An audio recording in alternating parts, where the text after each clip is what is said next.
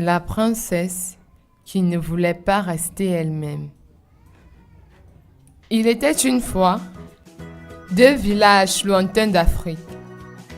Le village des hommes et celui des ânes. Les ânes étaient pauvres et les hommes étaient très riches. La reine des ânes qui s'appelait Fari partit voir le plus grand sorcier d'Afrique pour devenir une belle jeune femme qui voulait récupérer la richesse des hommes pour son village. Le sorcier lui a chanté une chanson pour qu'elle devienne une femme. Elle repart dans son village et elle attendit des jours et des jours qu'un homme passe. Quelques jours après, un serviteur du roi vit Fari et il courut jusqu'au roi pour lui dire qu'il a vu la plus belle femme dans le village des ânes. Ils vont voir tous les deux Fari et le roi tombe sous le charme de Fari et l'épouse sur le champ. Et ils eurent beaucoup d'enfants. Son dernier enfant avait 9 mois. Il est né avec des oreilles d'âne. Un jour, que le roi dormait, Fari retourna dans le village des ânes, où elle chanta la chanson du sorcier pour se retransformer en ânesse, ce qui lui permettait de galoper et de jouer comme un âne.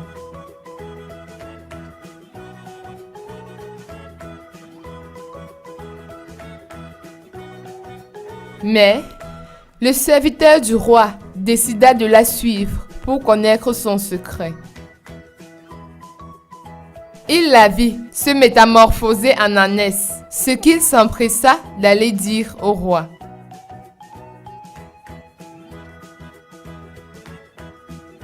Le roi, ne le croyant pas, lui donna une gifle.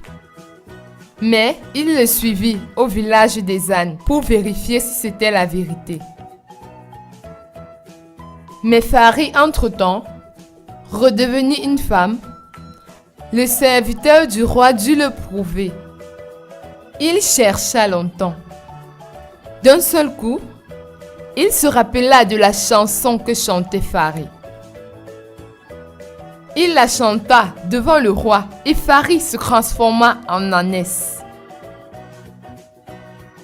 Le roi, déçu, malheureux et en colère, ordonna à ses gardes de tuer les ânesses. Mais Fari survécut avec une patte cassée. Et malgré tout, elle réussit quand même à retourner dans le village des ânes. Moralité les amis, il ne faut jamais chercher à être quelqu'un d'autre, mais plutôt rester soi-même. Arrêtez d'envier les gens et restez vous-même. Merci à tous. Le roi qui voulait marier sa fille. Dans un village, vivait un roi qui avait une fille très belle. Pour pouvoir la marier avec quelqu'un de son choix, il décida de l'enfermer dans une cage sans porte. Ainsi, il était sûr qu'elle ne tombera pas amoureuse de n'importe qui. Les servantes lui donnaient son repas par une petite minuscule ouverture dans laquelle aucun homme ne pouvait passer. Ce printemps-là, les prétendants arrivaient de tous les contrées pour essayer d'obtenir la main de la merveilleuse princesse. L'un était très pauvre, bien que fils de roi. Va-t'en, pantalon troué. L'autre gros vilain. Il est gros laid, on dirait un grain de riz. Le suivant, gros rusque. Regardez-moi ce gars. Et ainsi de suite. Une année passa et le roi n'avait pas toujours trouvé son gendre. Un matin, les servantes qui apportaient à manger à la princesse entendirent des pleurs de nouveau-né qui venaient de la case. Affolée, elles accoururent chez le roi pour lui annoncer la mauvaise nouvelle. Le roi menaça tous les hommes de leur couper la tête pour avoir osé porter atteinte à la dignité royale. Mais il dut se rendre à l'évidence. Tout le palais avait entendu les cris de son petit-fils et ne parlait que de ça. Il envoya donc les gardes casser le mur de la case et ramener sa fille pour lui faire avouer le nom de l'infâme séducteur qui l'avait enceintée. La fille lui répondit qu'elle ne connaissait ni son nom ni son visage, car elle le recevait dans l'obscurité de sa case sans porte ni fenêtre. Le roi décida de convoquer une grande assemblée dans le but de confondre celui qui a osé faire un enfant à sa fille bien-aimée et de le tuer. Au jour du 9e mois de son petit-fils, chacun vint chanter devant l'enfant les paroles suivantes pour que celui-ci désigne son père en marchant vers lui. Tous les hommes de la tribu passent sans que l'enfant ne se manifeste. On fait donc venir ceux des tribunes voisines, mais aucun n'est le père. Finalement, le roi se résigne à soumettre les animaux de la forêt à l'épreuve. Dans son orgueil de roi, il fait passer en premier les animaux les plus forts, mais le chant du lion, de l'éléphant ou du léopard ne font qu'effrayer l'enfant. Arrivé à l'écureuil, l'assemblée rigolait parce qu'il n'avait pas l'air capable de séduire et d'enceinte la belle princesse.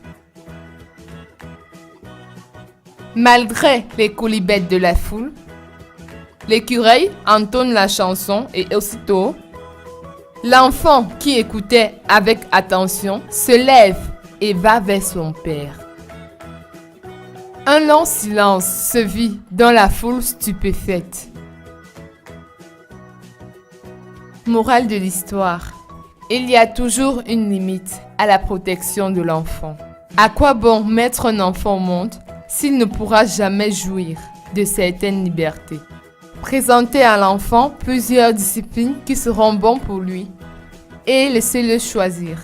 N'obligez jamais quelqu'un à faire ce qu'il n'aime pas, sinon vous le regretterez. Au revoir à tous et à la prochaine pour un autre conte. Abonnez-vous pour ne rien rater. Merci. Autrefois, dans les royaumes africains d'avant, il y avait beaucoup moins d'idiots qu'aujourd'hui. Quand il s'en trouvait un quelque part, aussitôt, on le chassait du village. Aujourd'hui, par contre, il faudrait chasser la moitié du royaume et encore, cela ne suffirait pas. Mais comment se fait-il qu'il y en ait tant? Voici comment les choses se passèrent. Un jour, 3 idiots qu'on avait chassés pour leurs bêtises se trouvèrent à une croisée de chemin et se disent « Peut-être arriverons-nous à quelque chose en réunissant l'intelligence de 3 têtes stupides. » Et ils poursuivirent leur chemin ensemble. Peu de temps après, ils arrivèrent devant une cabane où sortirent un vieil homme. « Où allez-vous » demanda celui-ci. Et les idiots haussèrent les épaules. « Là où nous porterons nos jambes.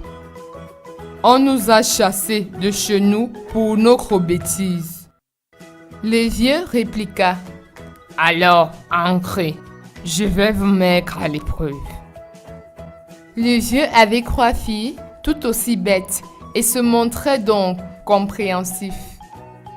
Le lendemain, il demanda au premier idiot: « Va à la pêche. » Et au deuxième: « Va dans les forêts et cresse des cordes. » Puis au troisième: « Et toi, apporte-moi des noix de coco. » Les idiots prirent un carrelet, une hache et un bâton et se mirent en route.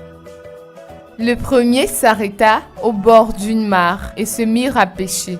Quand son carrelet fut plein, il eut tout d'un coup soif. Il rejeta tous les poissons dans l'eau et rentra boire à la maison. Le vieux lui demanda: « Où sont les poissons ? » « Je les ai rejetés à l'eau. La soif m'a pris et j'ai dû vite rentrer pour me désaltérer. » Le vieux se fâcha. Et tu ne pouvais pas boire à la mare. Tiens, je n'y avais pas pensé. Pendant ce temps-là, le deuxième idiot avait crissé un tas de cordes et se préparait à rentrer. Il s'aperçut qu'il n'avait pas de cordes pour les attacher. Alors, il courut en chercher à la maison. Et le vieil homme se fâcha encore. Et pourquoi n'as-tu pas attaché ton tas avec l'une des cordes? Tiens, je n'y avais pas pensé. Le troisième idiot grimpa sur un cocotier et monta les noix à son bâton. Tu vas jeter par terre ces noix, c'est compris? Il descendit et commença à lancer le bâton sur le cocotier. Mais il ne fit tomber aucune noix. Lui aussi rentra à la maison bredouille. Et une fois de plus, le vieux se fâcha.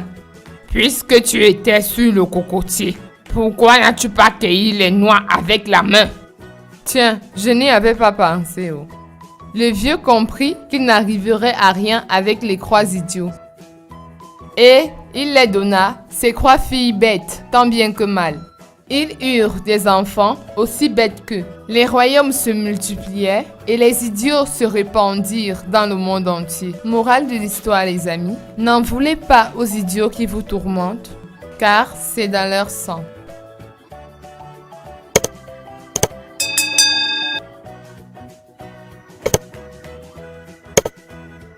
L'origine de la guerre entre chiens et chats. Autrefois, le chien et le chat étaient de très bons amis. Ils s'entendaient parfaitement et faisaient tout ensemble. Un jour, ils mirent des fonds en commun pour acheter de la viande toute fraîche. Le chien proposa donc à son ami chat d'aller nager un petit peu avant de revenir manger la viande. Cette proposition fut acceptée et les deux amis se rendirent à la rivière. Le chien dit: j'ancre le premier sous l'eau et tu compteras le nombre de temps que je ferai. Alors le chien plongea, nagea jusqu'à l'autre rive et rentra dans leur repère, manger une partie de la viande. Il revint et plongea sous l'eau sans que le chat ne vît quoi que ce soit. Le chien sortit alors la tête et dit: j'ai trop duré. Oui, répondit le félin. J'ai duré combien de minutes? Demanda le chien. Environ 7 minutes, dit le chat. Serais-tu prêt à parier si je te disais que je peux faire 30 minutes sur l'eau? Dit le chien. C'est impossible, s'exclama le chat. Si je peux, alors parions. Le chat accepta. Puis le chien entra sous l'eau, tandis que le chat comptait le nombre de minutes qui passent. Mais après plus de 45 minutes, le chat, fatigué d'attendre et ne comprenant plus rien, décida de rentrer, croyant que le chien était mort noyé. Le chat était un peu triste pour son ami chien, mais était très heureux car il allait manger toute cette viande tout seul. Mais à sa grande surprise, une fois arrivé sur les lieux, il surprit le chien en train de manger la nourriture qu'ils avaient achetée ensemble. Le chat se fâcha et bagarra jusqu'au sang avec son ami chien. C'est depuis ce jour-là que chien et chat se détestent mutuellement. Morale de l'histoire, les amis: évitez de mentir et de tromper vos amis, car vous risquerez de les transformer en vos ennemis pour la vie. Merci. Salut à tous, c'est Fumema Yemelon. Bienvenue sur FY Animation. Juste pour vous souhaiter un bon visionnage, n'oubliez pas d'aimer, de partager, de commenter et surtout de vous abonner et d'activer la cloche de notification si vous êtes nouveau sur la chaîne. Alors, let's go! C O N T E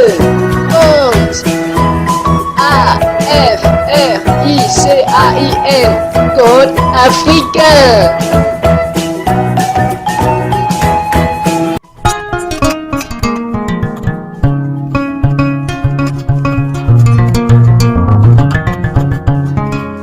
Wendé avait une mère mouton qu'il confia à une vieille dame. Un jour, le léopard arriva et mangea tous les petits de la mère mouton pendant que celle-ci n'était pas là. Quand la mère revient, elle ne trouva plus que les pattes de ses petits devant la case. Alors, pour se venger, elle creusa un puits et en dissimula l'édifice avec une nappe. Puis, elle mit toutes les pattes de ses enfants sur la nappe. Le lendemain, le léopard revint et, ne trouvant pas autre chose, se jeta sur les pattes si bien qu'il tomba dans le puits. À ce moment-là, un âne passa à côté.